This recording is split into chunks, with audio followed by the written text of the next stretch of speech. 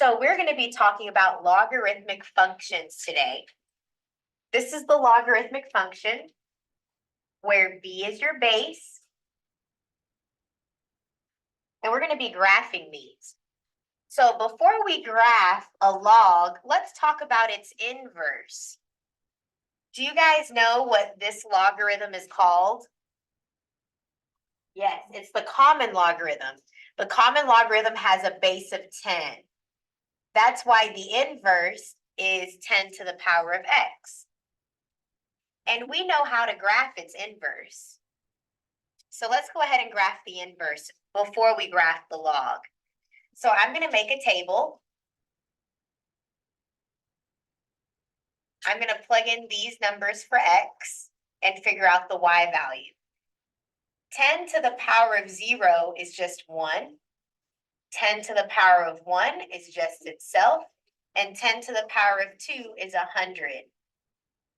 Now, if we go to the negative side, 10 to the negative 1, you just flip it. It'll be 1 over 10. 10 to the power of negative 2 would be 1 over 100. Okay, so let's go ahead and graph this. When the x value is negative 2, the y value is very small. This as a decimal is 0.01, so that's very small. It's down here. Okay, this as a decimal is 0.1. So at negative 1, it's going to be at 0.1, also very small. Then the next one is 0.1 right here. Next one is at 110. I'm just going to estimate it and say 10 is up here. And then 2 to 100. It's way off the graph, off the page. So it goes like that. So guys, that is the exponential function, 10 to the power of x. Now, if I know that they're inverses, what can I do to this table so that I can graph the log? Do you guys know what we do with inverses? Exactly, we switch or flip the x and y value. So now, this is my new y values. These are my new y values. And these are my x values, 0.01, 0.1, 1, 10, and 100. So let's go ahead and graph the log parent function. So this is x at 0.01. Well, if this is 1, 1, 0 is here. 0.1, negative 1 is like right here, very close to 0. And negative 2, 0.01 at negative 2 is also very close to the y-axis. And then 10, 1 is up here. So it goes like this. That is what your log looks like. So if you want to graph a log, all you need to do is graph its inverse and swap the points. Switch x's and y's to graph a log, okay? So we're going to take this same idea and do different types of logarithms. So let's go ahead and go to the next example. Here, I have log base 2. Since my base is 2, what is the inverse? 2. Yes, 2 to the power of x would be the inverse. So I'm going to go ahead and create this table. And let's go ahead and figure this out. So if I plug in a negative 2, this will be 1 over 4, 1/2, 1, 2, and 4.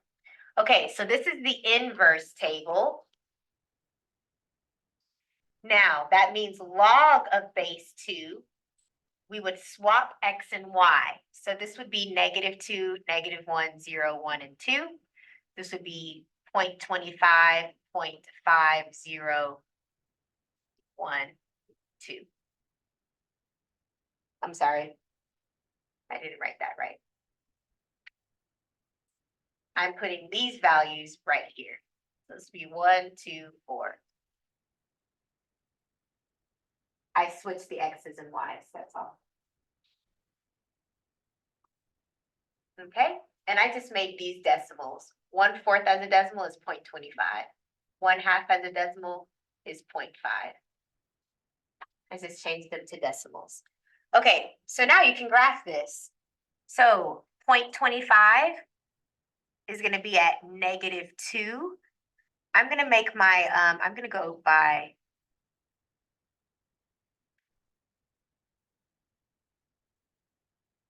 I'm going to make this 0.25, 0.5, 0.75, 1. 1.25, 1.5. Y'all see what I'm going by on the x-axis? Okay. So I'm going to go ahead and graph this. You can go by whichever scale you want. You don't have to copy me, just graph it. So at 0.25, I'm at -2. At 0.5, I'm at -1. At 1, 0, I'm there. 2, 1, I'm there. Oh, 4 and 2 is way over here. Okay, it'll look like this. Maybe go by 0.5s, that would be better to fit. But is that okay, guys? Where is my asymptote?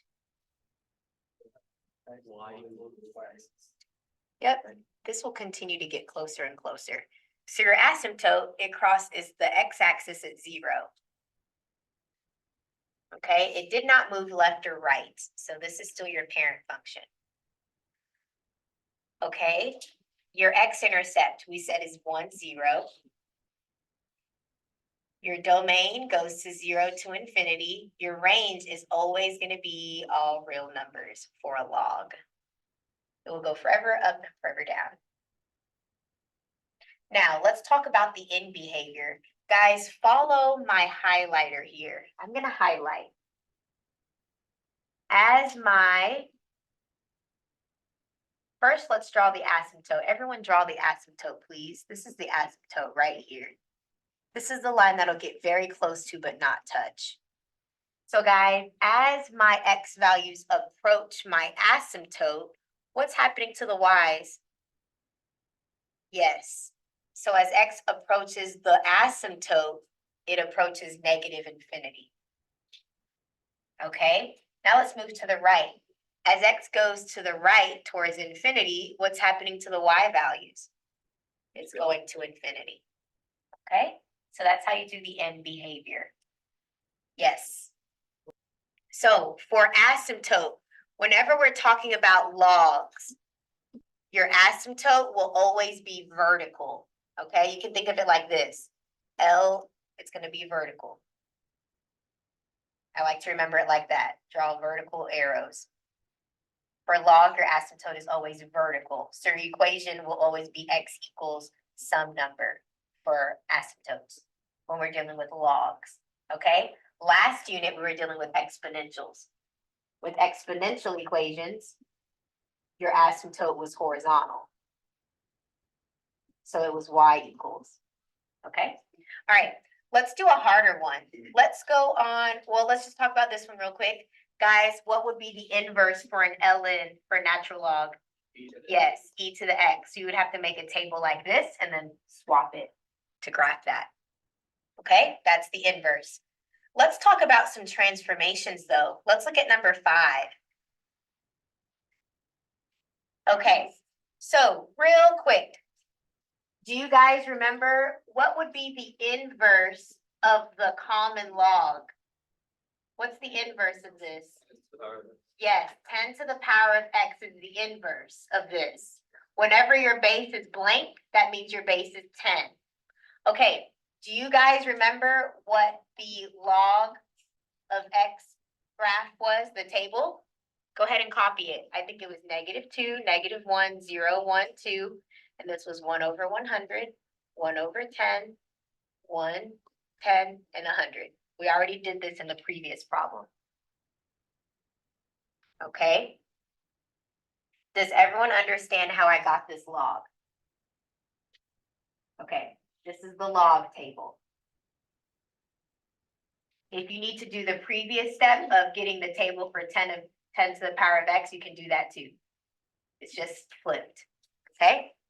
All right, so this is the table for a log. Now, I'm going to highlight the transformations that happen. First, all the y values are being multiplied by -2 because this is called a vertical stretch, and it also flips across the x-axis. This is a vertical stretch by 2, and it's also a reflection across the x-axis, reflects over the x-axis. These affect the y values. Also, this -1, down 1, that also affects the y values, okay? The only thing that will affect the x values, let me highlight the x values. This side is your x values. And the only thing that affects your x values is what's inside of the parentheses.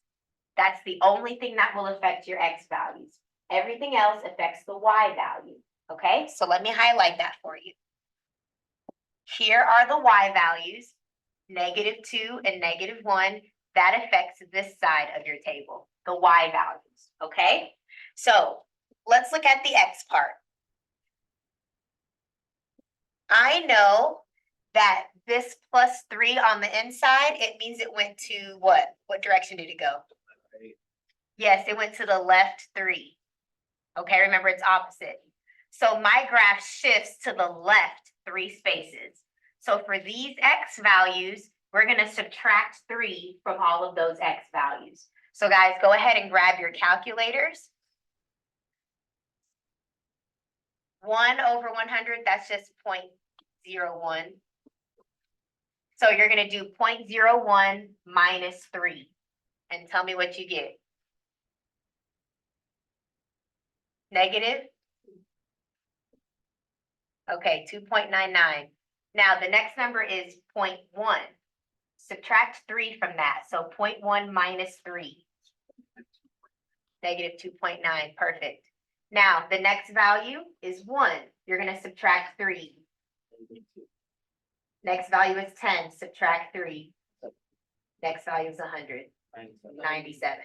Okay, so that is how your x values were transformed because our graph went to the left 3 spaces. Okay, now we're going to transform the y values. Let's transform the y values. We did the x's already. Okay, so now we're going to look at what's highlighted in yellow.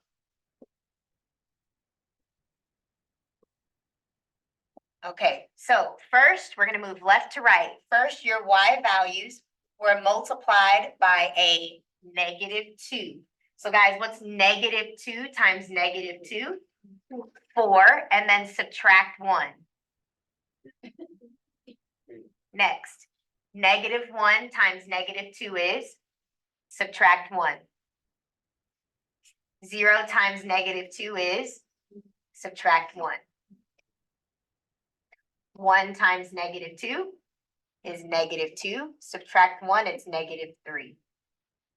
Last number, 2 times -2 is -4. Subtract 1 is -5. So this is your transformed graph. This is the graph that they gave us. I'm sorry, I keep saying graph, table.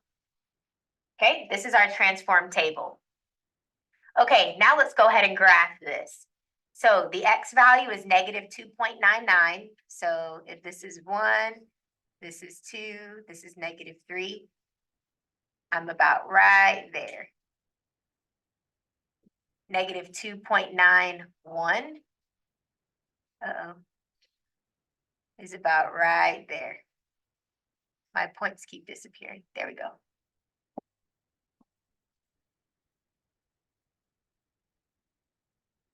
Okay, next point. -2, -1, right there. 7, -3. 1, 2, 3, 4, 5, 6, 7, -3. And then 97, -5, that's way over there. So this is what your graph looks like. Okay, now let's answer the questions. Your domain, where's the left side at? Yep, -3, and it goes off to the right, so that's infinity. Your range is always the same, all real numbers, or you can write -infinity to infinity. It goes forever up, forever down. Let's talk about the end behavior. The end behavior.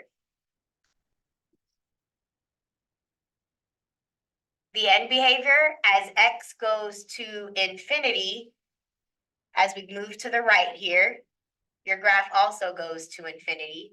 I'm sorry. As the x value goes to infinity, the y values goes to negative infinity. Let me explain that one more time. They have it pre-written for us. Okay, so guys, as we move to the right, as x goes to infinity, you guys see what's happening to our y values?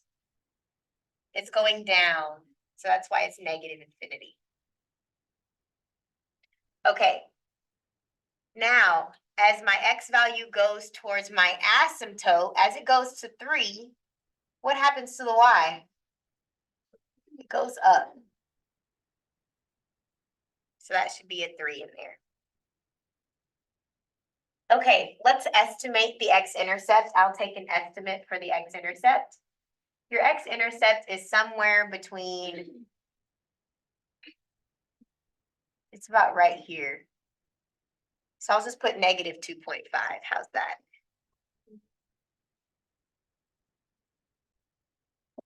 Okay, and oops, we left this out. So guys, make sure you have a negative right here.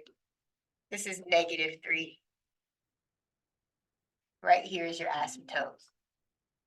Okay, and then finally your asymptote, which I just drew in red, is x equals negative 3. So guys, these numbers should match. Your domain, your end behavior, and your asymptote should all match. Okay, they should all match. And it is always opposite of what is inside of these parentheses. Logs are affected by horizontal movement.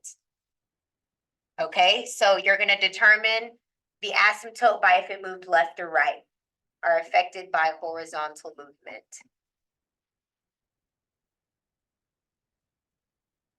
And I'll add the asymptote of logs. The asymptote of logs